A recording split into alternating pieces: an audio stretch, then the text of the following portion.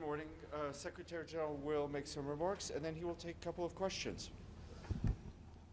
First of all, I'm sorry to ask you to come so early, but the reason is that I have a plane to catch for my visit of solidarity of Ramadan with the Rohingya refugees and the Bangladeshi host communities.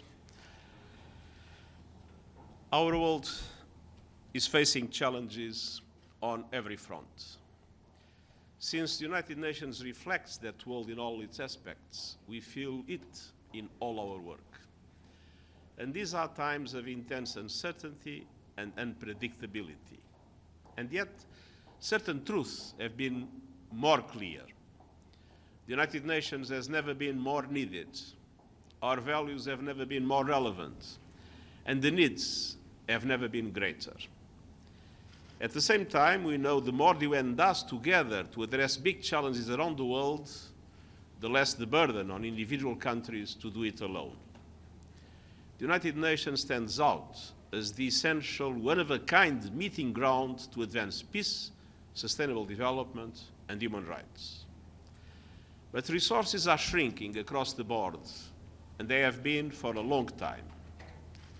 For example, for at least the past 7 years, the United Nations has faced a liquidity crisis because not all member states pay in full, and many also do not pay on time. From day one of my mandate, we embarked in an ambitious reform agenda to strengthen how we work and deliver, to be more effective and cost-effective, to simplify procedures and decentralize decisions, to enhance transparency and accountability, and to shift capacities to areas such as data and digital. Significantly, the Pact for the Future and the UN 2.0 are exactly about updating the UN for the 21st century. These efforts are not ends in themselves. They are about better serving people whose very lives depend on us. They are about hard-working taxpayers around the world who underwrite everything we do. And they are about ensuring the right conditions for everyone serving under the UN flag as they undertake their critical work. For all these reasons, it is essential that an organizational system as complex and crucial as the United Nations subjects itself to rigorous and regular scrutiny to assess its fitness for purpose in carrying out its goals efficiently. And this 80th anniversary year of the United Nations is a prime moment to expand all our efforts, recognizing the need for even greater urgency and ambition. That is why I have informed yesterday UN member states that I am officially launching what we call the UN 80 initiative. I have appointed a dedicated internal task force led by Under Secretary General Guy Ryder and composed of principals representing the entire UN system. The objective will be to present to member states proposals in 3 areas. First, rapidly identifying efficiencies and improvements in the way we work. Second, thoroughly reviewing the implementation of all mandates given to us by member states, which have significantly increased in recent years. And third, a strategic review of deeper, more structural changes and program realignment in the UN system.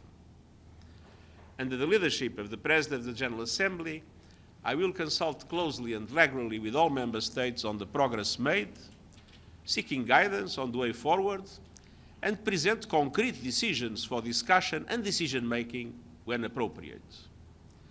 My objective is to move as soon as possible in areas where I have the authority and to urge member states to consider the many decisions that rest with them. And this goes far beyond the technical.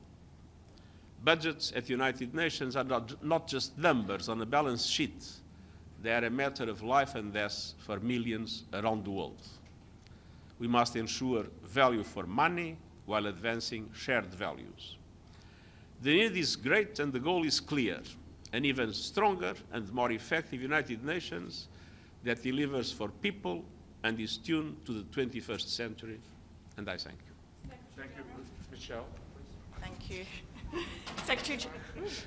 Secretary General, on Ukraine, Ukraine has agreed in principle to the US proposal for a 30-day ceasefire. What's your message to Russia at this time? And can we also get your reaction to the growing global trade war? Trade war. First of all, in relation to the ceasefire, we, of course, will welcome a ceasefire in Ukraine. I mean, too many people have died. A ceasefire is indeed a positive thing. And we hope that it will materialize. And we hope that it will pave the way for peace, a just peace. And you know what are the parameters that we consider relevant for a just peace: the Charter, international law, and the resolutions of the General Assembly. This, Tariffs, trade war. I think we live in a global economy. Everything is interlinked. And obviously, one of the great advantages of having a situation of free trade is to create the conditions for all countries to benefit. When we enter into a trade war, I believe all will lose. Maggie, sorry. It's early. Secretary General, good morning. Is this UN 80 initiative a UN version of DOGE, the Department of Government Efficiency that we're seeing in Washington? And do you anticipate significant UN staff cuts? First of all, nothing to do with that kind of initiative. We are talking about completely different processes, methodologies, and objectives. This is a continuation and an intensification of a work that we have always been doing. I'll give you just an example. We have been investing in Nairobi, creating the conditions for Nairobi to receive services that are now in more expensive locations.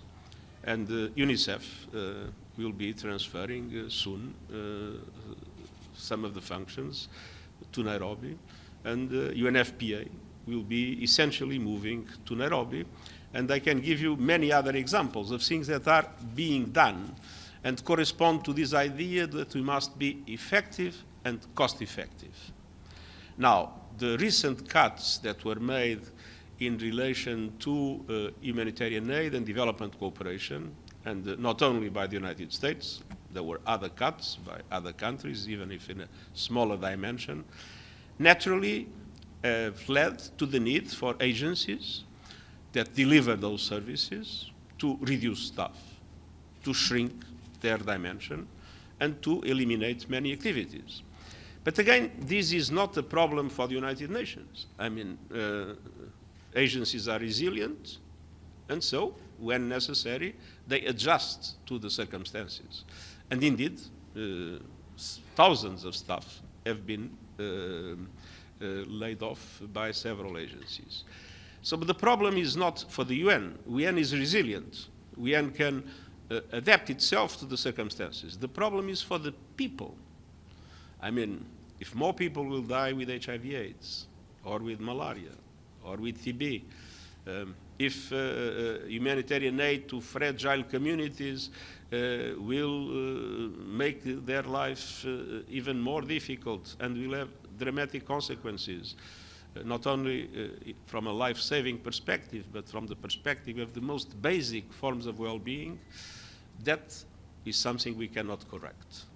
So we can adapt the UN, consolidate the UN, make the UN more effective and more cost-effective. What we cannot is solve the problems of the people that we no longer are able to assist for lack of resources. Secretary General, to quote you, the United Nations has faced a liquidity crisis because not all member states pay in full and many also do not pay on time. What is your message to these bad offenders against the United Nations? And you're welcome to name and shame a few. And pay in time. Thank you very much.